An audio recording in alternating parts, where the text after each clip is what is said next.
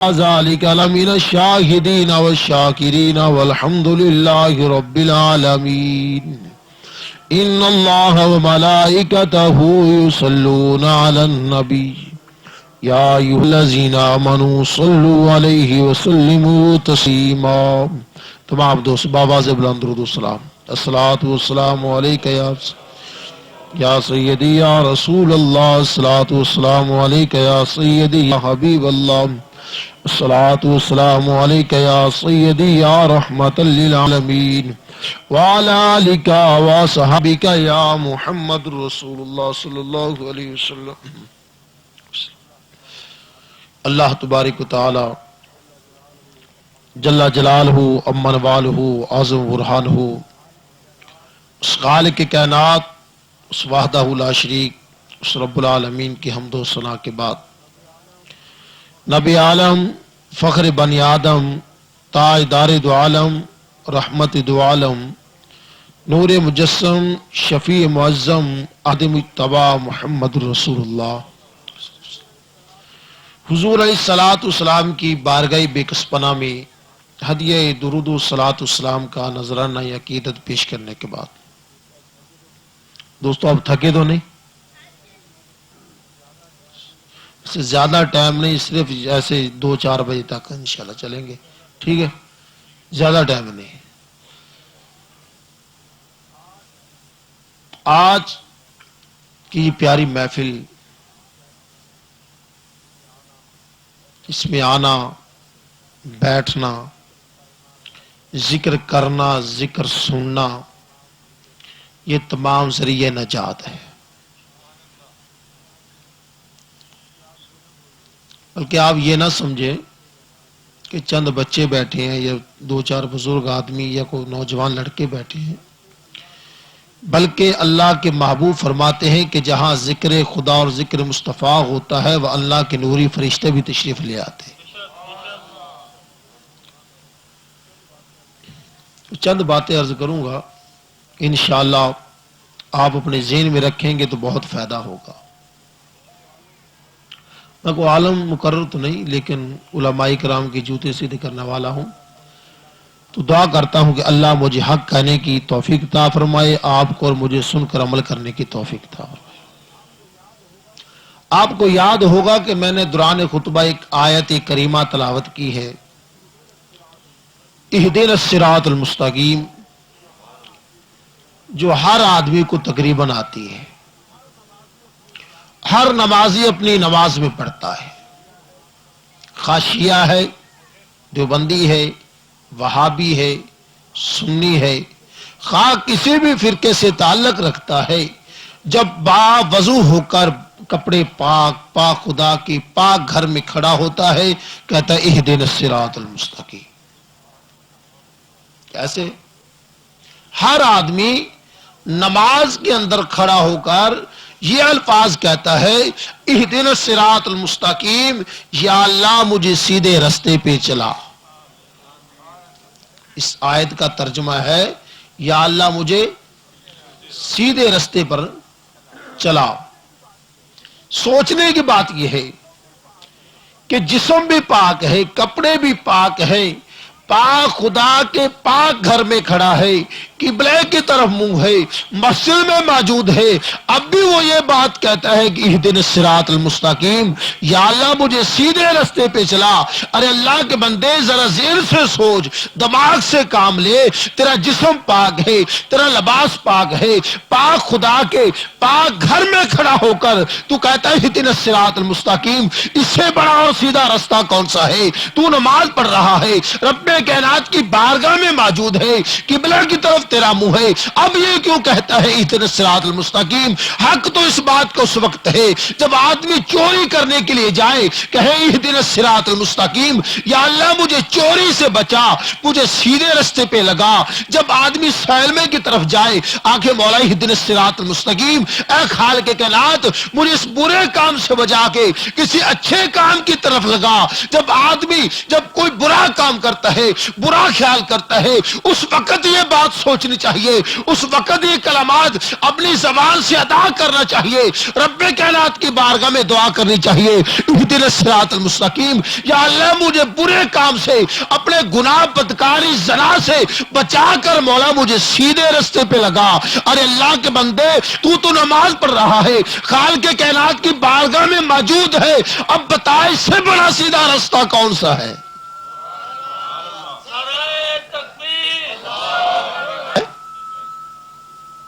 کوئی نہیں ہے۔ اب نمازی میں نماز پڑھ رہا ہے، اہدنا الصراط المستقیم، اہدنا الصراط المستقیم، شیعہ ہے، وہابی ہے، دیوبندی ہے، سنی ہے، بریلوی ہے، جب بھی وہ نماز کے لیے کھڑا ہوتا ہے، اپنی نماز پڑھتا ہے، اگر امام کے پیچھے ہے تو تب امام پڑھ رہا ہے، اگر وہ اکیلا نماز پڑھتا ہے، تہجد، اشراق، فرض، وہ اپنا ظہر، مغرب، عشاء جونسی میں نماز بھی پڑھتا ہے، ہر نماز کی ہر رکعت میں یہ بات بار بار رب کائنات کی بارگاہ میں سوال کرتا ہے، مولا اہدنا الصراط المستقیم، اہدنا الصراط المستقیم، اے اللہ مجھے سیدھے رستے پہ چلا۔ معلوم ہوتا ہے ہر نمازی صحیح نہیں، بات سمجھائی؟ ہر نمازی صحیح نہیں، اس لیے تو نمازی کہتا ہے اہدنا الصراط المستقیم، مولا مجھے سیدھے رستے پہ چلا۔ ہر تبلیغ کرنے والا صحیح نہیں، تو بات مختصر اپنے مقصد کی طرف آتی ہے کہ اہدنا الصراط المستقیم، یا اللہ مجھے سیدھے رستے پہ چلا۔ اب وہ سیدھا رستہ کون سا ہے؟ تو اللہ فرماتا ہے صراط الذین انعمت۔ اب نمازی اللہ کی بارگاہ میں عرض کرتا ہے، مولا وہ سیدھا رستہ جن لوگوں پہ تو نے اپنے انعام کیے ہیں۔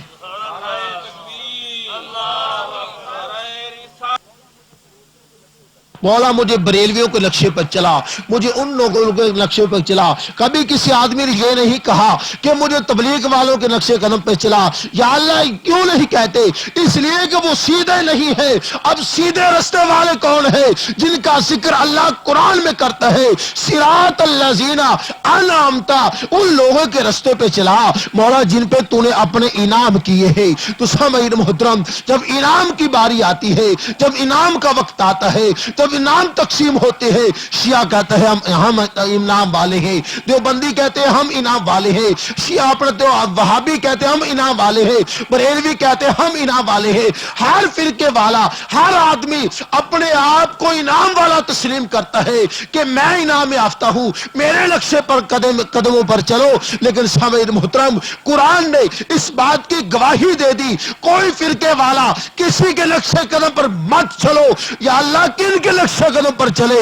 وہ لوگ کون ہیں جن پہ تو نے اپنا انعام کیا؟ اللہ تعالیٰ کا قرآن گواہ ہے، فرمایا من النبیین والصدیقین والشہداء والصالحین۔ اللہ نے 4 گروہوں کا ذکر کیا۔ کتنوں کا؟ بات یاد رہے گی انشاءاللہ، بہت ایمان تازہ ہوگا۔ کتنے گروہ کا؟ 4۔ من النبیین والصدیقین والشہداء والصالحین۔ اللہ فرماتا ہے میں نے کبھی کسی وہابی، دیوبندی، شیعہ، بریلوی کسی پر انعام نہیں کیے، میں نے اگر انعام کیے ہیں تو یہ 4 گروہ ہیں، یہ 4 گروہ ہیں۔ ہم فرقے سے ہٹ کر بات کرتے ہیں، کیونکہ جو بات قرآن و حدیث میں اس میں شک ہو سکتا ہے، کیونکہ ہر نمازی کہتا ہے اہدنا الصراط المستقیم، مولا مجھے سیدھے رستے پہ چلا۔ اب وہ سیدھا رستہ کون سا ہے؟ صراط الذین انعمت، جن لوگوں پہ تو نے اپنے انعام کیے ہیں۔ اب وہ انعام والے کون ہیں؟ من النبیین والصدیقین والشہداء والصالحین۔ اللہ نے 4 گروہوں کا ذکر کیا ہے، فرمایا اگر ان 4 کے نقشے قدم پہ چلو گے تو تم انعام والے ہو جاؤ گے، تم انعام والے ہو جاؤ گے۔ وہ کون سے ہیں؟ من النبیین، سب سے بڑا گروہ نبیوں کا، سب سے بڑا گروہ، والصدیقین، اس کے بعد صدیقین، والشہداء، اس کے بعد شہید، اور آگے چلو غوث پاک کے نمبر آ گیا، اللہ کے ولیوں کا ذکر آ گیا، والشہداء والصالحین۔ فرمایا 4تھا گروہ جو ہے وہ اللہ کے ولیوں کا ہے، والصالحین، نیک اللہ کے ولی۔ اب بات ذہن میں رکھ لیجئے کہ ہر آدمی آپ پر یہ سوال کر دیتے ہیں کہ تم اللہ کے ولیوں کا اتنا ذکر کرتے ہو، غوث پاک فرید الدین داتا گنج بخش حجویری، بایزید بستامی رحمت اللہ علیہ، جنید بغدادی رحمت اللہ علیہ، کرما والی سرکار، دیگر بزرگان دین جو ہے، آپ تم سنی حضرات اللہ کے ولیوں کا اتنا ذکر کرتے ہو، اتنا ذکر کرتے ہو کہ خدا کی شان سے بھی ٹپا دیتے ہو. یہ سوال کیا جاتا ہے، لیکن اس کا عقلی جواب یہ ہے، آپ ذہن میں رکھیں انشاءاللہ ایسے بندے آپ کو ملیں گے، لیکن پہلے ان سے پوچھو کہ خدا کا مقام کتنا ہے. نہیں سمجھے؟ مثال یہ کرسی ہے، کرسی اتنی محدود ہے، کرسی سے، اس کرسی سے بڑی کرسی اس وقت بنے گی جب یہ اس کرسی کی کوئی حد ہوگی. بات سمجھا دی؟ اگر اس کرسی کی حد ہی نہیں پھر اس سے بات کیسے بڑھاؤ گے؟ یاد رکھو، جب تم کسی اللہ کے ولی کا ذکر کرو گے، اللہ کے شہید کا ذکر کرو گے، اللہ کے صدیقین کا ذکر کرو گے، اللہ کے نبی کا ذکر کرو گے تو ذکر خدا بنے گا. ذکر خدا بنے گا. آؤ انسانی عقل کے تو اپنے تقاضے میں لے لیتے ہیں. اللہ تو آپ کے سامنے جب بھی کوئی آدمی، مثال کے طور پہ جس طرح یہ بینر لگا ہوا ہے، یہ سپیکر ہے، کوئی تصویر ہے، آپ کسی تصویر کی تعریف کرے، اپنا جو ہے مصور جو ہے وہ پاس کھڑا ہو، آپ اس تصویر کو دیکھ کر کہے ماشاءاللہ سبحان اللہ یہ کتنی سونی ہے، اس کا نقشہ کتنا سونا ہے، اس کا کاغذ کتنا اچھا ہے، اس پہ جو رنگ لگا ہے وہ کتنا خوبصورت ہے، تو وہ مصور جو تصویر کو بنانے والا وہ خوش ہو جائے گا. تصویر کو بنانے والا، جواب دے دی چلے، مجھے پتا چلے کہ آپ کو سمجھ آ رہی، تصویر کو بنانے والا خوش ہوگا، کیونکہ آپ نے تعریف مصنف کی نہیں، مصور کی تعریف نہیں کی، ابھی تصویر کی تعریف کی ہے. خوش جو ہے وہ مصور ہو رہا ہے. بات اکثر یہ ہے کہ تصویر کی تعریف سے ہی مصور کی شان بیان ہوتی ہے، کیونکہ یہ تصویر جتنی خوبصورت ہے اس کو بنانے والا کتنا خوبصورت ہوگا. تو سامعین محترم، اگر تصویر کی توہین کی جائے، اس میں نقص نکالا جائے تو پھر تصویر کبھی نہیں رہے گی، تصویر کبھی پریشان نہ ہوگی. اس وقت تصویر کو بنانے والا جو ہے وہ پریشان ہوگا، سوچنے لگ جائے گا کہ یار میں نے کاغذ بھی اچھا لگایا ہے، رنگ بھی اچھا کیا ہے، میں نے محنت بھی بہت زیادہ کی ہے، لیکن اس بدبخت نے میری تصویر میں نقص نکال دیے ہیں. اللہ فرماتا ہے کہ میں نے انبیاء کو، شہیدین کو، صالحین کو، اپنے ولیوں کو بھی عیب بنا کر بھیجا ہے. اگر آج تم اللہ کے ولیوں میں عیب نکالو گے تو پھر خدا ناراض ہو جائے گا. خدا اسی وقت راضی ہوگا جب اللہ کے ولی اور ذکر مصطفیٰ کرو.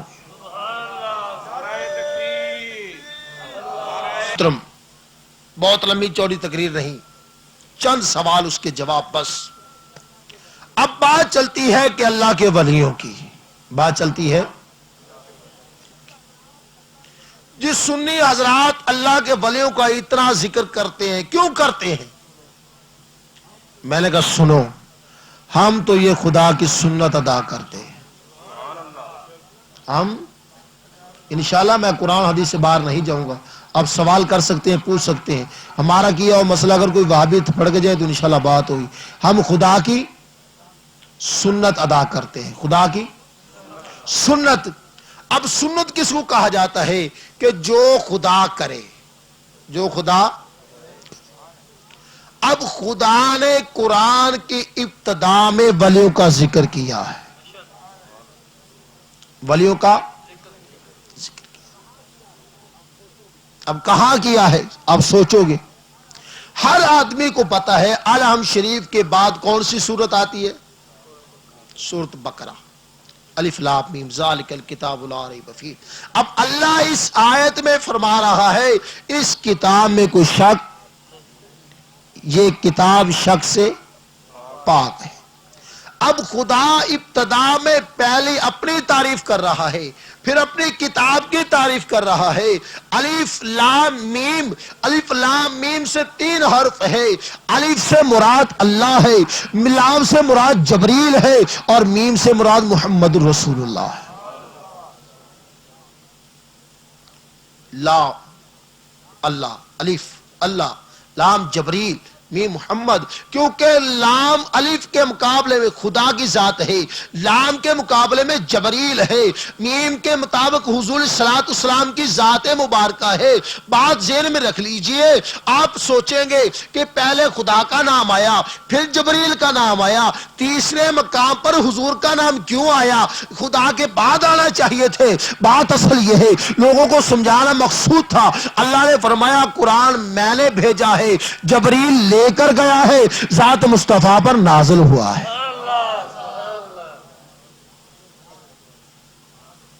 لا ریب فی، یہ کتاب میں شک نہیں۔ اب سورت بقرہ، البقرہ، بقرہ کے معنی ہیں گائے۔ کیا معنی ہے؟ اللہ اکبر۔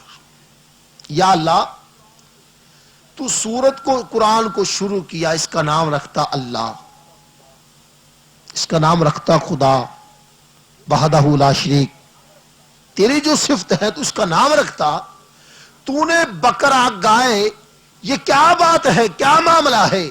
اللہ نے فرمایا کہ میں انسانوں کو بتانا چاہتا ہوں کہ جس فرقے میں، جس بات میں ولیوں کا ذکر نہیں، وہ عبادت قابل قبول نہیں، وہ عبادت قابل قبول نہیں۔ اب ذہن میں رکھ لی، البقرہ، بقرہ کے معنی ہے گائے۔ یا اللہ وہ کون سی گاہ ہے، کیسی گاہ ہے، کہاں رہتی ہے، کس کا ذکر ہے؟ تو نے قرآن کی ابتدا میں گاہ کا ذکر کیا ہے۔ یا اللہ تجھے اور کوئی چیز نہیں ملی۔ اللہ فرماتا ہے سن لو، پیارے موسیٰ علیہ السلام کے زمانہ حیات میں ایک آدمی نے ایک آدمی کو قتل کر دیا، لیکن قاتل کا کوئی پتہ نہ چلا کہ قاتل کرنے والا کون ہے۔ تو سامعین محترم، تمام امت جو ہے پیارے موسیٰ علیہ السلام کی بارگاہ میں آئی، آگے عرض کرنے لگی، اے اللہ کے پیارے نبی، اے اللہ کے پیارے رسول، اے اللہ کے سچے نبی، تم کہتے ہو ہمارا خدا سچا ہے، پھر یہ بتاؤ اس آدمی کو قتل کس نے کیا ہے؟ اس آدمی کو قتل، جب وہ قوم آپ کے پاس آئی، اپنے ہاتھ اللہ رب العزت کی بارگاہ میں اٹھائے، یا اللہ تو دیکھ بھی رہا ہے، سن بھی رہا ہے، تو یا اللہ اب میں ان کو کیا جواب دوں، کیسے بتاؤں کہ اس کو کس نے قتل کیا ہے، اس کا قاتل کون ہے، اب میں کس کا نام لوں؟ یا اللہ مجھے علم نہیں۔ تو سامعین محترم، رب کائنات نے فرمایا، اے پیارے محبوب، اے پیارے موسیٰ علیہ السلام، ایسے کرو، طریقہ میں بتاتا ہوں، عمل تم کرتے جاؤ، قاتل کا اپنے آپ پتہ چل جائے گا۔ یا اللہ وہ کیسا عمل ہے؟ رب کائنات نے فرمایا، اے پیارے موسیٰ، ایک گائے لے لو، اس کو ذبح کرو، ذبح کرنے کے بعد اس گائے کا گوشت کا ایک حصہ اس مردے پر مارو، مردہ زندہ ہو جائے گا۔ مردہ، اللہ،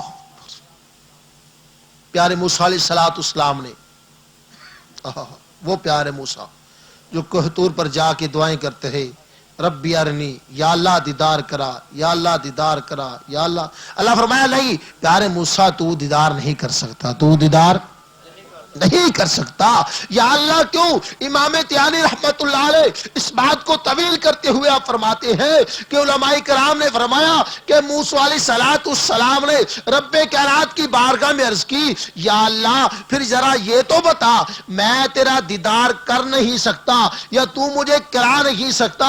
رب کائنات نے فرمایا پیارے موسیٰ، میں تجھے کرا سکتا ہوں لیکن تو میرا دیدار نہیں کر سکتا، میں کرا سکتا ہوں، مجھ میں طاقت ہے، مجھ میں ہمت ہے، مجھ میں پاور ہے، میں کرا سکتا ہوں، تو نہیں کر سکتا۔ تو پیارے موسیٰ علیہ السلام نے رب کائنات کی بارگاہ میں پھر دعا کی، عرض کی پیارے مولا پھر ذرا یہ تو بتا، تجھے کوئی دیکھے گا بھی صحیح؟ تو رب کائنات نے فرمایا، اے پیارے موسیٰ، نہ تیری آنکھ دیکھے، نہ چشم انبیاء دیکھے، مجھے دیکھے تو صرف نگاہ مصطفیٰ دیکھے۔ پیارے موسیٰ علیہ السلام آئے اپنی قوم کے پاس، آ کے بتایا گاں لو، اس کو ذبح کرو، ذبح کرنے کے بعد اس کے گوشت کا ایک حصہ مردے پر مارو، مردہ کیا ہوگا؟ زندہ ہو جائے۔ لوگوں نے سوال کرنا شروع کر دیے، اے پیارے موسیٰ گاں کیسی ہو، اس کا رنگ کیسا ہو، کتنی اس کی عمر ہو، کیا کھاتی ہو، کیا پیتی ہو؟ وہ امت بہت ڈھیٹ قسم کی امت تھی۔ پیارے موسیٰ علیہ السلام نے پھر جا کے رب کائنات کی بارگاہ میں عرض کی، پیارے مولا اب یہ سوال ہے گاں کیسی ہو، اس کا رنگ کیسا ہو، اس کی عمر کیسی ہو، اس کا اپنا کھاتی پیتی کیا ہو؟ تو سامعین محترم پیارے رب کائنات نے فرمایا، اے پیارے موسیٰ وہ گاں ایک میرے ولی کی ہے، جنگل میں رہتی ہے، جب کسی غیر آدمی کو دیکھ کر پہچان لیتی ہے کہ یہ میرا مالک نہیں۔ ایک گاؤں میں اتنا علم موجود ہے کہ وہ یہ پہچان سکتی ہے کہ ان لوگوں میں میرا مالک نہیں۔ جب وہ گائے شہر کے پاس آتی ہے تو لوگوں کو دیکھ کے واپس چلی جاتی ہے کہ ان میں میرا مالک نہیں ہے۔ ایک گائے کے پاس تو اتنا علم ہے کہ وہ آدمی کو پہچان سکے کہ ان کے پاس ان میں میرا مالک نہیں ہے، تو کیا اللہ کے نبی کے پاس علم نہیں؟ کیا ولی کے پاس علم نہیں؟ ارے اللہ کے بندو، ولی کی گائے میں اتنا علم ہے کہ وہ دور سے پہچانتی ہے کہ ان میں میرا مالک کوئی نہیں ہے۔ تو سامعین محترم بات مختصر کر دیتے ہیں، اس گائے کو پکڑا گیا، پکڑ کر اسے ذبح کیا گیا۔ وہ ایک اللہ کے ولی کی گائے تھی۔ تو سامعین محترم جب اس کو ذبح کیا کرنے کے بعد اس گائے کے گوشت کا ایک حصہ اس مردے پر مارا، وہ مردہ زندہ ہو گیا، وہ مردہ زندہ ہو گیا۔ یا تو ایسے کرو، قرآن پاک میں سے سورۃ البقرہ نکال دو، پھر پتا چلے گا کہ ولیوں کو شان قرآن میں نہیں ہے۔ تو سامعین محترم اللہ نے قرآن کی اپنے ولیوں کی شان سے ہی قرآن کی ابتدا کی ہے، نام ہی گائے رکھا ہے۔ تو سامعین محترم اب ولی کی کام موسیٰ علیہ السلام کی قوم کا ولی، اور کہا قرآن پاک یا اللہ یہ کیا ماجرا ہے؟ فرمایا میں لوگوں کو بتانا چاہتا ہوں کہ یہ پیارے موسیٰ کے ولی کی گائے میں اتنا طاقت تھا، جو میرے نبی کے غلام ہیں ان میں کتنی طاقت ہوگی؟ یہ تو پیارے موسیٰ علیہ السلام کے ولی کی گائے میں اتنا طاقت ہے۔ بات مختصر کہ پیارے موسیٰ علیہ السلام نے ویسے کیا، اس گائے کو ذبح کیا، گوشت اٹھایا، اس مردے پر مارا، وہ مردہ زندہ ہو گیا۔ زندہ ہونے کے بعد اس مردے نے بتایا کہ مجھے فلاں آدمی نے قتل کیا ہے۔ وہ قاتل کا پتہ چل گیا۔ معلوم یہ ہوتا ہے کہ یہ ولیوں کے صدقے وہ قاتل پکڑا گیا، یہ ولیوں کا صدقہ تھا، وہ قاتل پکڑا گیا، کیونکہ ولی کی گائے میں خدا ویسے بھی زندہ کر سکتا تھا، پیارے موسیٰ علیہ السلام کو بھی فرما سکتا تھا، اے پیارے موسیٰ تو نبی ہے، جا کے اس کو بازو سے پکڑ کر اٹھا دے، اس کو کہہ دے کہ وہ بتا دے۔ یا اللہ خدا بھی اتنی طاقت رکھتا تھا، اس کو زندہ کر سکتا تھا، لیکن اصل مقصد یہ تھا کہ اپنے ولیوں کی شان بیان کرنی تھی کہ ولی یہ کام کر سکتے ہیں، ولی یہ کام۔ آپ تھکے تو نہیں، پریشان تو نہیں، جانا تو نہیں؟ ہاتھ کھڑے کریں ایمانداری سے جن جن دوستوں نے جانا ہے۔ صحیح ہے۔ تو سامعین محترم قرآن پاک میں کوئی ایسا مقام نہیں جہاں ذکر اولیاء، ذکر مصطفیٰ نہ ہو۔ اسی لیے تو نمازی اپنی نماز میں کہتا ہے اہدنا الصراط المستقیم، اہدنا الصراط المستقیم، یا اللہ مجھے سیدھے رستے پہ چلا۔ اب بتاؤ نماز سے بڑا کوئی سیدھا رستہ ہے؟ اب نماز میں کیوں دعا کر رہا ہے؟ معلوم یہ ہوتا ہے ہر نمازی اپنی نماز پڑھنے والا درست نہیں ہے۔ اب سیدھا رستہ وہی ہے جن پر اللہ نے انعام کیے ہیں۔ انعام والے لوگ جو ہیں وہ اللہ کے ولی ہیں، اللہ کے نبی ہیں، صدیقین ہیں اور شہداء ہیں۔ تو سامعین محترم اللہ نے اپنے ولیوں میں اتنی طاقت رکھی ہے کیونکہ قرآن پاک میں اللہ اپنا ذکر کرتے ہوئے اپنی صفت بیان کرتے ہوئے فرماتا ہے هو الاول والآخر والظاہر والباطن وهو بكل شيء علیم۔ اس آیت میں اللہ نے اپنی 4 صفتیں بیان کی۔ کتنی؟ سب سے پہلے والاول کہ خدا اول ہے، پنجابی میں ترجمہ کر لیتے ہیں، خدا اول ہے، خدا آخر ہے، خدا ظاہر ہے، خدا باطن ہے۔ مسئلہ ذرا غور سے سنیں، انشاءاللہ بہت ایمان تازہ ہوگا۔ اول، آخر، ظاہر، باطن 4 چیزیں ہیں جو اللہ تعالیٰ نے 27ویں پارے میں اپنے صفت کو بیان کرتے ہوئے ذکر فرمایا۔ ان میں سے 3 باتیں ہر آدمی کے سمجھ میں آ جاتی ہیں، چوتھی بات سمجھ میں نہیں آتی۔ اب وہ 3 باتیں کون سی ہیں؟ سب سے پہلی بات یہ ہے کہ اللہ نے فرمایا هو الاول کہ میں اول ہوں۔ ہر آدمی کے ذہن میں بات سمجھ آ گئی کہ جب کوئی چیز نہ تھی خدا اس وقت بھی موجود تھا، خدا اس وقت بھی موجود تھا، یہ بات سمجھ آ گئی، پہلی بات۔ دوسری بات یہ ہے کہ خدا نے کہا هو الاول والآخر کہ میں آخر ہوں، تو جب دنیا کائنات کی کوئی چیز باقی نہ رہے گی خدا موجود ہوگا، یہ بات بھی ہر آدمی کے سمجھ میں آ گئی۔ تیسری بات یہ ہے کہ خدا فرماتا ہے کہ میں باطن ہوں۔ باطن سمجھتے ہیں آپ؟ باطن کہتے ہیں چھپی ہوئی چیز کو۔ باطن کس کو کہتے ہیں؟ چھپی ہوئی۔ اب خدا فرماتا ہے کہ میں شارق سے زیادہ قریب ہوں، یہ بات بھی ہر آدمی کی سمجھ میں۔ اب تیسری بات چوتھی بات جو ہے کہ اللہ فرماتا ہوا ظاہر کہ میں ظاہر بھی ہوں۔ کبھی کسی مولوی نے مسجد میں خدا دیکھا ہے؟ کبھی کسی جہاد کرنے والے نے جہاد میں تلوار لی ہوئے خدا کو دیکھا ہے؟ کبھی کسی آدمی نے خدا کو نہیں دیکھا۔ اب خدا فرماتا ہے کہ وہ ظاہر ہوں، میں ظاہر بھی ہوں۔ پھر وہ ظاہر ہے تو کہاں ہے؟ ظاہر ہے تو کہاں ہے؟ نظر کیوں نہیں آتا؟ 3 باتیں سمجھ میں آ گئی کہ جب کوئی چیز نہ تھی خدا اس وقت موجود تھا، جب کوئی چیز نہ ہوگی خدا موجود ہوگا۔ خدا فرماتا ہے میں باطن ہوں، چھپی ہوئی چیز کو باطن کہتے ہیں۔ اللہ فرماتا ہے میں شارق سے زیادہ قریب ہوں۔ اب یہ بات بھی سمجھ میں آ گئی۔ اب اللہ فرماتا ہوا ظاہر ہوں کہ میں ظاہر بھی ہوں۔ اگر ظاہر میں خدا کے ہاتھ کہے تو یہ کفر ہے، خدا کی زبان کہے یہ کفر ہے، خدا کے کان کہے یہ کفر ہے، خدا کی آنکھ کہے یہ کفر ہے، خدا کے پاؤں کہے یہ کفر ہے۔ مولا ادھر کہتا ہے میرا جسم نہیں ہے، ادھر کہتا ہے میں ظاہر ہوں۔ اور حدیث قدسی موجود ہے، اللہ فرماتا ہے میں اپنے ولی کے ہاتھ بن جاتا ہوں، اپنے ولی کی زبان بن جاتا ہوں، ولی کے کان بن جاتا ہوں، اپنے ولی کا جسم بن جاتا ہوں۔ فرمایا بظاہری طور دیکھنے میں وہ ہاتھ ولی کے ہوتے ہیں، طاقت میں خدا کی ہوتا ہے۔ حدیث قدسی موجود ہے۔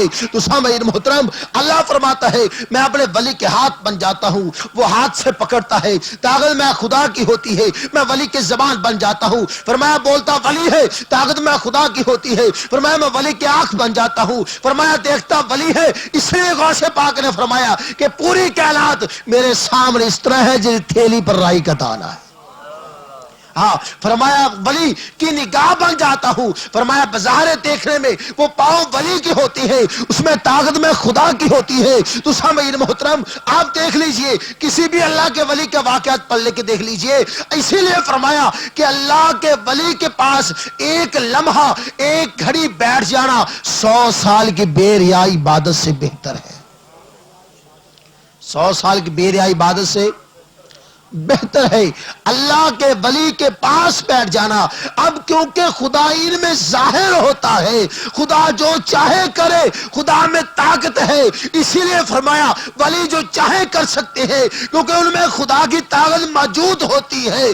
خدا جو چاہے کر سکتا ہے، ولی چاہے پکڑ سکتا ہے، ولی چاہے دیکھ سکتا ہے، ولی جہاں چاہتا ہے جا سکتا ہے۔ جیسے داتا گنج بخش حجویری رحمت اللہ علیہ، بابا فرید الدین رحمت اللہ علیہ، سرکار غوث عالم دیگر بزرگان دین کے واقعات آپ نے پڑھے بھی ہوں گے، سنے بھی ہوں گے، وہ کیسا منظر تھا جب داتا گنج بخش حجویری رحمت اللہ علیہ کی بارگاہ میں ایک ہندوستان سے جماعت آئی، ہندوستان سے جماعت آئی۔ وہ جماعت ایک برات کی شکل میں تھی۔ آپ نے یہ کرامت آپ کی پہلے بھی سنی ہوگی، انشاءاللہ سنو گے ایمان تازہ ہو جائے گا۔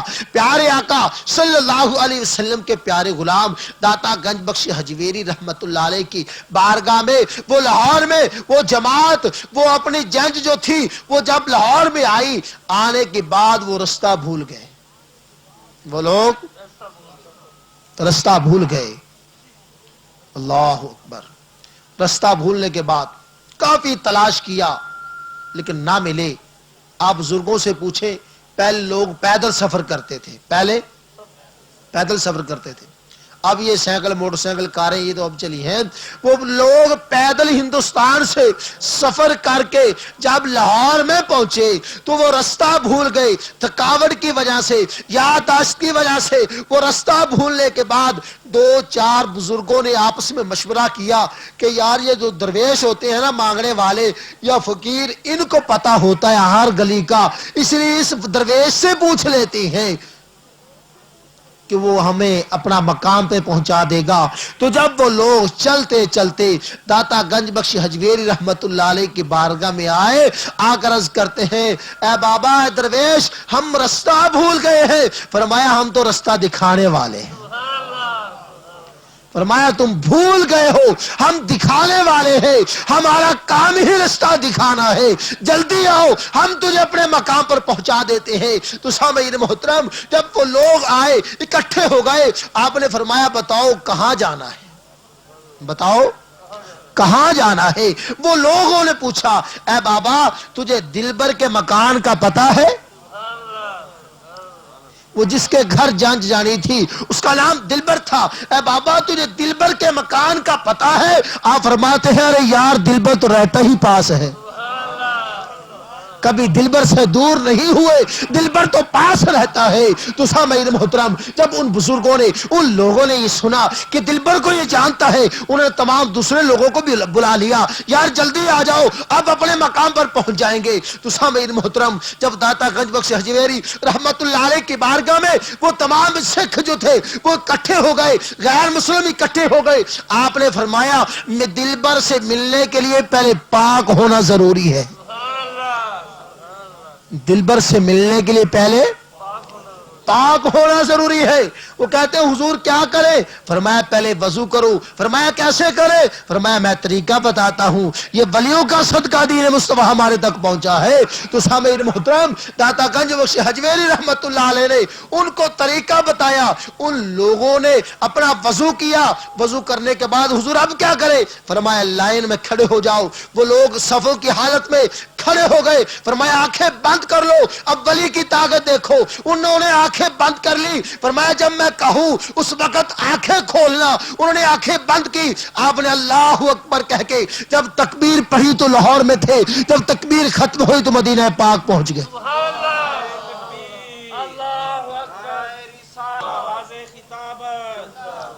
اب وہ کہاں لاہور، کہاں مدینہ، اس وقت کے اپنا سائنسدانوں نے اپنی فل طاقت، فل اپنا زور استعمال کر کے مہینوں کا سفر دنوں میں، دنوں کا سفر گھنٹوں میں لے آئے، لیکن سیکنڈ تک نہیں پہنچا سکے، سیکنڈ میں نہیں پہنچا سکتے، وہ گھنٹوں میں تو انہوں نے جہاز تیار کر دیے۔ لیکن آؤ یہ آج کی بات نہیں، یہ کئی سو سال کی بات ہے، یہ سائنسدانوں سے پہلے کی بات ہے۔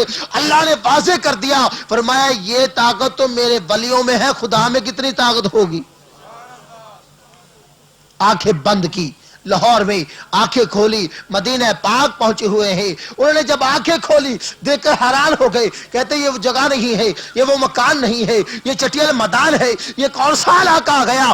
آپ فرماتے ہیں سیدھے دیکھو۔ جب سیدھا دیکھا روضہ رسول نظر آیا، وہ اسے کہتے ہیں ارے یہ تو نبیوں کا مقام ہے، یہ تو نبی کے گھر کا، یہ تو نبی کا گھر ہے۔ حضور داتا صاحب فرماتے ہیں ارے اللہ کے بندو یہی ہمارے دلبر کا مکان ہے، اگر تمہارے دلبر کا مکان کوئی اور ہے تو ڈھونڈ لو۔ وہ سکھ جو تھے اللہ اکبر، قدموں میں گر گئے، کہتے حضور اب کلمہ پڑھا کے مسلمان ہی کر دو، اب مسلمان ہی بنا لو۔ تو سامعین محترم، یہ اللہ کے ولیوں کا صدقہ ہے، یہ دین مصطفیٰ جو ہمارے تک پہنچا ہے۔ اگر ان مولویوں کے حوالے ہوتا تو دین آج کا کبھی کے ٹکڑے ٹکڑے ہو چکا ہوتا۔ یہ ولیوں کا صدقہ ہے، یہ ولیوں کی نگاہ کرم ہے کہ نگاہ ولی میں وہ تاثیر دیکھی، بدلتی ہزاروں کی تقدیر دیکھی۔ کہاں لاہور تھا، کہاں مدینہ پاک ہے، 1 میل نہیں، 2 میل نہیں، سینکڑوں میل نہیں، کروڑوں میلوں کا حساب ہے۔ فرمایا نگاہ ولی میں ظاہر ہوں، بات پچھلی یاد رکھنا، بات سمجھنے میں رہے گی۔ اللہ فرماتا ہے میں ظاہر ہوں، یا اللہ تو ظاہر ہے، ظاہر کا وجود بھی ہوتا ہے، ظاہر کا جسم بھی ہوتا ہے، ظاہر سامنے بھی ہوتا ہے۔ اے مولا تیرا جسم نہیں ہے، اگر جسم کہے تو کفر ہے، تو تجھے سامنے کہے تو کفر ہے، یا اللہ کیا کرے؟ فرمایا ولی کا ہاتھ میرا ہاتھ ہے، ولی کی زبان میری زبان ہے، ولی کی آنکھ میری آنکھ ہے، ولی کا جسم میرا جسم ہے۔ فرمایا تمہارا کام ولی کے پاس پہنچنا، تم جب ولی سے مل جاؤ گے تمہیں خدا بھی مل جائے گا۔ اب خدا کو ملنے سے پہلے ولی کو ملنا ضروری ہے۔ پنجابی میں جیسے مرشد ہونا ضروری ہے، اگر مرشد نہیں تو تم 360 دلیلیں بھی شیطان کو دے دو گے، تمہاری رد کر دے گا۔ علم سے نہیں، بعض لوگ خدا کو مانتے، ہم جی اللہ کو مانتے ہیں، اللہ کے پاس ہر طاقت ہے۔ میں نے کہا ہم اللہ کی طاقت کا انکار نہیں کرتے، بلکہ اللہ نے فرمایا میں دیتا میں ہوں لیکن دیتا سبب سے ہوں۔ دیتا رب ہے لیکن دیتا سبب سے ہے۔ جب سبب سے چیز ملتی ہے اس کی عزت بھی ہوتی ہے، اس کا احترام بھی ہوتا ہے، اس کی قدر بھی ہوتی ہے۔ ایسے سمجھ لیجئے اگر کوئی لڑکی شادی سے پہلے اگر کسی بچے کو جنم دیتی ہے، کیا وہ کون دیتا ہے؟ خدا نے بیٹا نہیں دیا، خدا نے دیا ہے۔ اب وہ کیا وجہ ہے؟ وہ بچے کی شادی نہیں ہوئی، شادی سے پہلے اس نے بچے کو جنم دیا، لیکن بھائی جو ہے وہ اپنی بہن کو قتل کرے گا، باپ جو ہے وہ اپنی بیٹی کو قتل کرے گا، اپنا جو ماموں جو ہے وہ اپنی بھانجی کو قتل کرے گا، رشتہ دار اپنے رشتہ دار کو قتل کرے گا۔ بات کیا ہے کہ اس کی نسبت نہیں ہے۔ جب اس کی نسبت جڑ جائے گی پھر وہی بھائی، وہی باپ، وہی ماموں، وہی تایا چاچا، وہی رشتہ دار اس بچے کی خوشی میں لڈو تقسیم کرے۔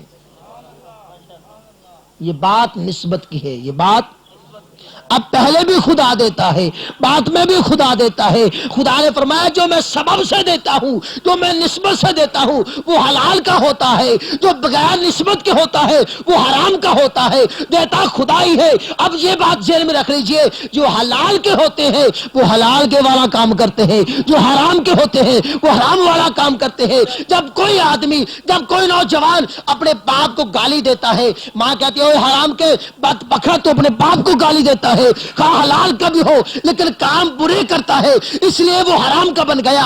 اگر تو مسلمان ہے، نبی کا غلام ہے، اگر اللہ کے ولیوں کی گستاخی کرتا ہے پھر تو گستاخ ہے، نبی کی گستاخی کرتا ہے پھر تو نافرمان ہے، تو مسلمان نہیں پھر تو منافق ہے۔ اس لیے نمازی اپنی نماز میں کہتا ہے اہدنا الصراط المستقیم، مولا مجھے سیدھے رستے پہ چلا، مجھے بات سمجھ رہی ہے؟ انشاءاللہ آپ کو کام دے گی، مجھے سیدھے رستے پہ چلا۔ یا اللہ کے بندے اس سے بڑا سیدھا رستہ اور کون سا ہے؟ نماز ہے، جسم پاک ہے، کپڑے پاک ہے، پاک خدا کے پاک گھر میں کھڑا ہو کر تو خدا کی عبادت کر رہا ہے، اب بھی یہ بات کہتا ہے کہ مولا مجھے سیدھے رستے پہ چلا۔ معلوم یہ ہوا کہ یہ سیدھا رستہ تو ہے لیکن یہ کام سیدھے رستوں والا نہیں ہے، تمہارے اندر منافقت ہے، کیونکہ منافقوں بھی نماز پڑھتے رہے، منافق بھی نماز پڑھتے رہے۔ میں اپنے اصل مقصد کی طرف آتا ہوں، منافق بھی نماز پڑھتے رہے، منافق جہاد کرتے رہے، منافق زکوٰۃ دیتے رہے، منافق روزہ رکھتے رہے، منافقوں نے حج کی، یہی لوگ تبلیغ کرتے ہیں نا۔ انشاءاللہ قرآن و حدیث کے دلائل ہوں گے۔ نماز، روزہ، حج، زکوٰۃ یہ چیزیں ہیں، کہتے ہیں یہ تبلیغ ہے، یہ دین ہے، لیکن سامعین محترم آؤ حضور کے زمانے میں چلتے ہیں۔ پیارے آقا صلی اللہ علیہ وسلم کی بارگاہ میں نماز پڑھنے والا اگر آج کوئی اپنے مرشد کے پیچھے نماز پڑھتا ہے وہ اپنے آپ کو خوش قسمت کہلاتا ہے۔ جن لوگوں نے بابا فرید رحمت اللہ علیہ کے پیچھے نماز پڑھی ہوگی وہ لوگ کتنے شان والے ہیں، جنہوں نے سرکار غوث اعظم کے پیچھے نماز پڑھی ہوگی وہ لوگ کتنے شان والے ہیں، جنہوں نے علی مرتضیٰ کے پیچھے نماز پڑھی ہوگی وہ لوگ کتنے شان والے ہیں، سیدنا عثمان غنی کے پیچھے نماز پڑھی ہوگی وہ لوگ کتنے شان والے ہیں، جنہوں عمر فاروق رضی اللہ تعالیٰ عنہ کے پیچھے نماز پڑھی ہوگی وہ لوگ کتنے شان والے ہیں، ارے جنہوں نے پیارے سیدنا صدیق اکبر کے پیچھے نماز پڑھی ہوگی وہ لوگ کتنے شان والے ہیں۔ یہ تو صحابہ کا مقام ہے، جنہوں نے پیارے آقا کے پیچھے نماز پڑھی ہوگی وہ ان لوگوں کی شان کا اندازہ کون لگا سکتا ہے، وہ لوگ کتنے شان والے ہوں گے۔ لیکن سامعین محترم، آج ایک سید کے پیچھے نماز پڑھنے والا، ولی کے پیچھے نماز پڑھنے والا، اللہ کے محبوب کے صحابہ کے پیچھے نماز پڑھنے والا اپنے آپ کو خوش قسمت کہلاتا ہے، مقدروں والا کہلاتا ہے، لیکن ان لوگوں کی شان کا اندازہ کون لگا سکتا ہے جو ذات مصطفیٰ کے پیچھے نماز پڑھتے ہوں گے لیکن نماز پیچھے پڑھ رہے ہیں۔ اللہ قرآن میں فرماتا ہے وَمِنَ النَّاسِ مَن يَقُولُ آمَنَّا بِاللَّهِ وَبِالْيَوْمِ الْآخِرِ وَمَا هُمْ بِمُؤْمِنِينَ۔ فرمایا پیارے محبوب ان کی نمازوں کی طرف نہ دیکھ، ان کی جہادوں کی طرف نہ دیکھ، ان کی تکبیر اولا کی طرف نہ دیکھ۔ وَمِنَ النَّاسِ مَن يَقُولُ آمَنَّا بِاللَّهِ وَبِالْيَوْمِ الْآخِرِ، یہ آخر پر بھی ایمان رکھتے ہیں، تجھے بھی نبی مانتے ہیں، مجھے خدا بھی تسلیم کرتے ہیں، یہ کہ ایمان والے اللہ، یہ ایمان والے قرآن گواہ ہے، یہ ایمان والے نہیں۔ یا اللہ یہ ایمان والے کیوں نہیں؟ نماز پڑھی ہے، نبی کو نبی مانا ہے، تجھے خدا مانا ہے، آخرت پر ایمان رکھتے ہیں، مولا یہ ایمان والے کیوں نہیں؟ فرمایا ان کے دل میں بغض مصطفیٰ ہے، ان کے دل میں بغض مصطفیٰ ہے۔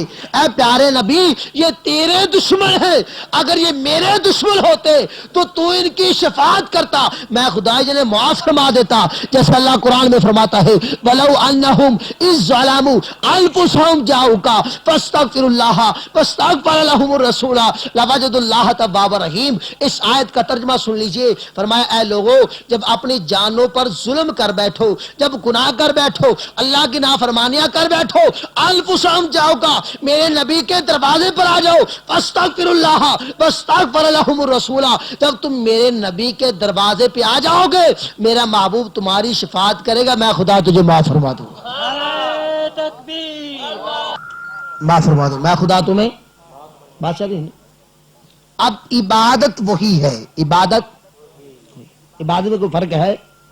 نماز بھی وہی، زکوٰۃ بھی وہی، حج بھی وہی، ذکر و اذکار بھی وہی، صدقہ خیرات بھی وہی، لیکن بات چلتی ہے کہ قرآن میں اللہ نے فرما دیا من عاملہ صالحا من ذکر او انثی، فرمایا خواہ مرد ہو یا عورت، بات سمجھ رہے ہو، خواہ مرد ہو یا عورت، من عاملہ صالحا من ذکر او انثی، فرمایا خواہ مرد ہو یا عورت اعمال اچھے کرے، اعمال اچھے۔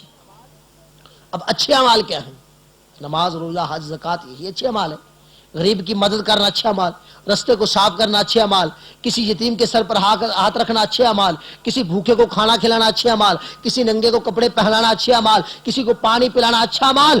بات مختصر ہے کہ اچھے اعمال کرے خواہ مرد ہو یا عورت، لیکن فرمایا باہوا مومن، شرط یہ ہے کہ وہ پہلے مومن ہو۔ شرط کیا ہے؟ پہلے مومن ہو، اگر وہ مومن نہیں اس کے نام اعمال بھی قابل قبول نہیں۔ بات سمجھے؟ اب تھکے تو نہیں، پریشان تو نہیں نا؟ بات ذہن میں رکھنا۔ اب مومن فرمایا مرد ہو عورت اچھے اعمال کرے تو وہ مومن ہونا شرط ہے، مومن ہونا شرط ہے، ضروری ہے۔ مثال کے طور پہ آپ کہہ دیں یہ داڑھی رکھنا یہ حضور کی سنت ہے، یہ اعمال اچھا ہے، نیک اعمال ہے، اچھے اعمال ہیں، لیکن کام اچھا ہے یہ تو سکھ بھی رکھتے ہیں، منافقوں نے بھی رکھی، کافر بھی رکھتے ہیں، کام ضرور اچھا ہے لیکن وہ مومن نہیں۔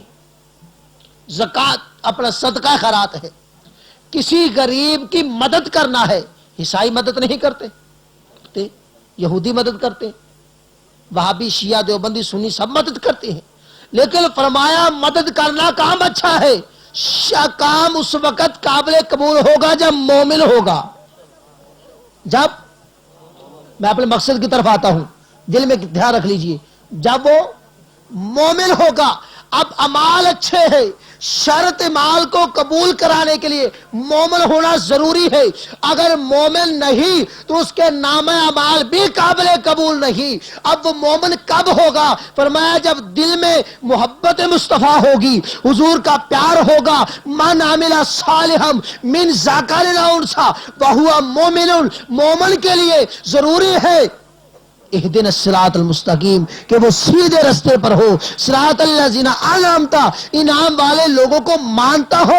انعام والے کون سے ہیں؟ من النبیین والصدیقین والشہداء والصالحین، ان چار گروہوں سے اس آدمی کا تعلق بھی ہو، ان سے محبت بھی ہو، ولیوں کا خادم ہو، صحابہ کو ماننے والا ہو، شہیدوں کا تابع دار ہو، آقا کا غلام ہو۔ فرمایا جب یہ چار چیزوں سے، چار گروہوں سے اس کی نسبت ہو جائے گی، وہ مومن بن جائے گا، اس وقت وہ مومن بنے گا جب ان چار گروہوں سے اس کا تعلق ہوگا، اس کی نسبت ہوگی، پھر وہ